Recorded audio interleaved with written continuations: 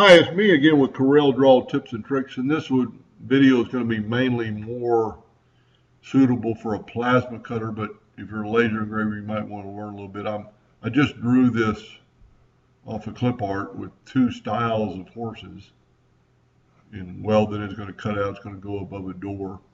But the clip art I found of the two horses, this one would very easily cut out on plasma cutter because it's got large features, where this has a lot smaller features and is going to cause you a lot of trouble because there's a lot of cutting there and there's a lot of nodes. So I want to use both horses, but I don't want the tail or the mane. I'd rather have it like that. So before you ever do anything like this, select both of them, Control D, and make a duplicate of that. Just get them out of the way so you will not mess up. Let's zoom in here on this horse's tail, and let's take a 2-point line, and now we're actually freehand and go from that node to that node. Get your Smart Fill tool and fill in that shape. And I think you can already see what I'm doing. Now left click, no fill. Let's get this horse. Let's zoom in here a little bit.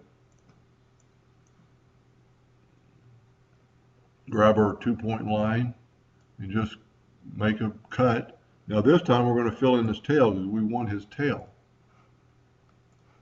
Move that out of the way and left click, no fill. Now we can put it on our other horse. I think you can see now where I'm going. And you could actually, let's zoom in here a little bit. I would even move it off his tail a little bit and take your shape tool and grab these two nodes and just move them over into the horse, and then take your virtual segment delete key or delete tool and delete those extra lines.